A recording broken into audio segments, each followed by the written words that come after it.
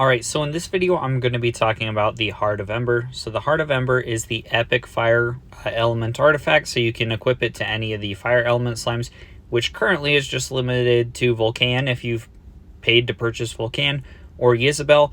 Now, the epic fire artifact isn't my favorite by any means, just because realistically, if you can get the legendary one, the legendary fire artifact's going to be a bit better from a stats purpose.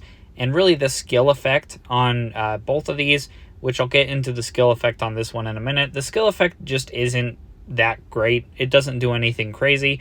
But the reason I would just prefer the legendary fire artifact, if you can get it, of course, is just because it does provide a little more base stats as far as the attack and HP. Obviously, this isn't really a good apples to apples comparison right now because I have my legendary fire artifact leveled up to level 20. While my epic fire artifact is only level 1. But even if I upgrade this one to level 20 as well, you just see that the legendary one is going to be stronger, and then that's going to continue to be the case the more you star it up, and then with each breakthrough. But so as far as the epic fire artifact, really, I mean, if you're free to play, the only reason you'd be using it is just because if really in hell mode, just because once you get into hell mode, there's stages where you can use 3 slimes like hell mode stage 6, and so using Isabel as a third just slime can be a bit helpful. But outside of that, really just using using a fire slime like Isabel isn't that great. Volcan, if you paid to purchase him, does have a little more use case. So if you paid to purchase Volcan, this artifact can be a bit better.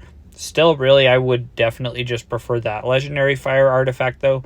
Obviously, if you can get the mythic fire artifact, that's good too. But because it is a mythic artifact, it's just really hard to get. So, as far as the skill effect, so it's the Furnace Missile, which I'll showcase the gameplay in a minute. But every 18 seconds, locks onto the nearest enemy, fires 1 Furnace Missile, dealing right now 50% attack damage to the target. And then enemies within the surrounding area. It's not that huge of an area, but then the attack will forcibly knock back enemies by 2 yards, ignoring status resistance. So this is one of those cool abilities that it actually is a bit more useful on those higher stages, just because you can ignore status resistance.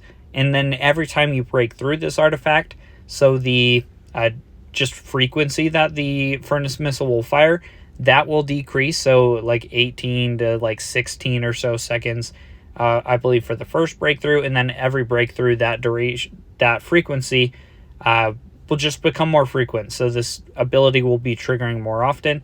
Granted, you have to break through quite a lot just to actually get it low enough to be somewhat consistent, as well as that just percentage attack damage that will scale.